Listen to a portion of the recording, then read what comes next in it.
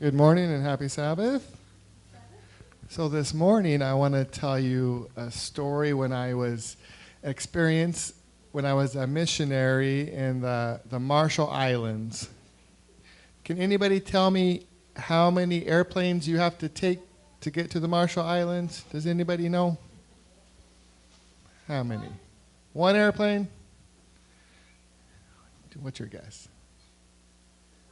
5 airplanes? It's in between. You take 3 airplanes to get to the Marshall Islands. So it's about a 6-hour flight to Hawaii, and then you get on another airplane from Hawaii to a city called Majuro, and that's about 6 hours. And then you get on a little airplane, and you fly for about 1 hour to the island where I was a missionary teaching kids.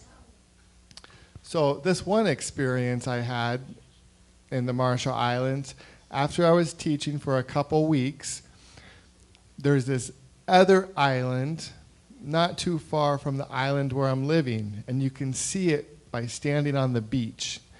And I always wondered what's out on that island, but it's separated by what? The ocean, right. But it didn't look too far. I'm like, I wonder if there's treasure on that island. And nobody lives there. I bet nobody's explored it, right? Does anybody like adventure and exploring? I do too. So I wanted to go find out what's on that island, but it was kind of hard to get there because there was always deep water separating it. But I noticed with the ocean, the tide, right? It goes in and out. And so I was going to wait till it gets really low before I go try hiking to it. So I asked my friend if he wanted to go with me, and what did he say? He said, no, he has a stomach ache. And I'm like, I don't want to go by myself. Who could I ask? Oh, my students. So I went to some of the students, and I started with the oldest first, the 8th graders. Does anybody want to go with me to this island? And they all said what? No. Actually, the oldest one said they were scared because there's too many sharks in the water. I said, no, we'll go when the water's real low. It'll be no problem. They said no. So I went from the oldest, asked other kids, and finally one boy said, I'll go with you. And he knows a little bit of English.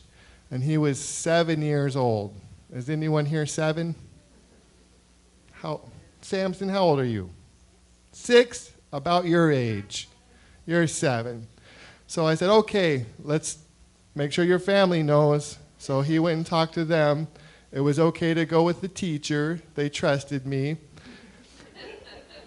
And so the 7-year-old, he got his machete, and the machete is like a big knife, and we decided to go hiking to this island. So when we started, it takes about an hour to walk to the island through the water. And when we went, the water was about maybe at the highest up to my knees. That's not too bad, right? So walking through the water, and he's right there with me. But up to him, it was up more than his waist. He's just pretty deep. But I was holding his hand, and we're going all the way there. Well, we get to this beautiful island, lots of trees, lots of coconuts. Do you guys know what coconuts are? Nice. So we were really thirsty after hiking through water for an hour, right? And so I was really thirsty, but I had no water. But my 7-year-old friend, he knows how to climb up coconut trees. So he went up the coconut tree with his machete. He cut a couple coconuts. They fell down. He knew how to open them, and we drank fresh coconut juice. It's the best ever, nice and cold, refreshing. Well, we were exploring the island, and guess what happens when you're exploring? You lose track of time. Do you ever forget? Because you're having so much fun. Lose track of time. And then I was like, oh, we've been here for a few hours. too long. We need to go back. So we started heading back, and before crossing, I'm like, oh, it's not so good. The water's pretty high, but we have to do it because it's going to be dark. So my friend and I, the 7-year-old, we start walking, and after a short distance, guess what? The water's already too high. It's already above my waist, and we still have about a 45-minute walk, at least, through the ocean to get to the island. So guess what I started doing? Praying. Yes. Silent prayer to Jesus. Jesus, please help me. I don't know what I did. I have this 7-year-old boy with me, and we need to get back safely, right? Well, the boy, he was kind of getting scared. So guess what he did?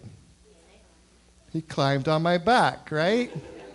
He wasn't going to go through, and he doesn't know how to swim. So I'm walking through the water. He's on my back, and the water's so clear, but there's a strong, what's called a current. Do you know what that is? Where the water's strong, kind of pushing you. And so I'm being careful with my steps, walking, and all of a sudden I feel this strong stinging on my toes. I'm like, what is that? Well, it turns out it was something called fire coral. Have you heard of that before? It feels like a bee sting. Have you ever had a bee sting? No? Okay. Well, it felt like a bee sting, but several bees on my toes. But had to keep going, right? Because only halfway there. By now, it's getting up to my almost shoulders. And I'm going so slow. Imagine walking through the water, and water is up to here. And he's not just on my back. Where do you think the boy's at now?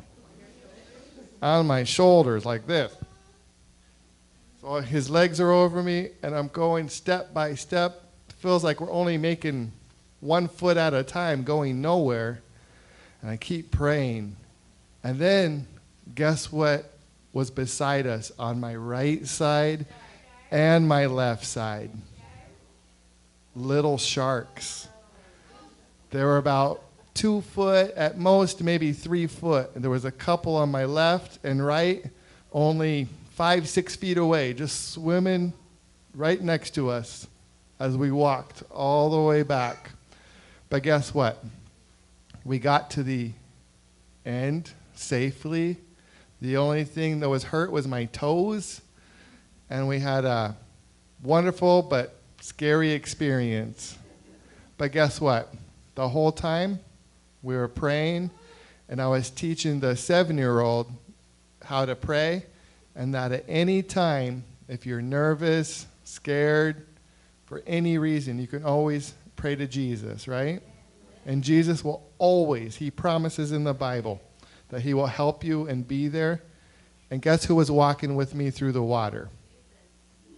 Jesus, right? Even though I couldn't see him, and our angels. So I have a verse for you I want to share. It's in 1 John chapter 5, 14 and 15. And it's titled Effective Prayer. It says, "Now this is the confidence we have before him. Whenever we ask anything according to his will, he hears us. And if we know that he hears whatever we ask, we know that we have what we have asked him for." So God always answers our prayers, and he promises in the Bible to help keep us safe. We just have to remember to ask him.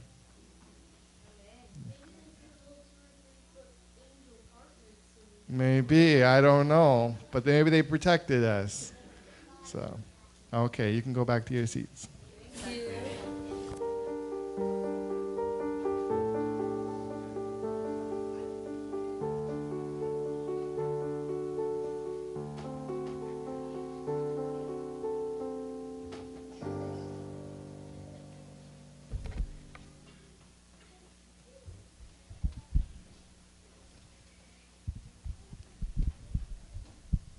Good morning, church family.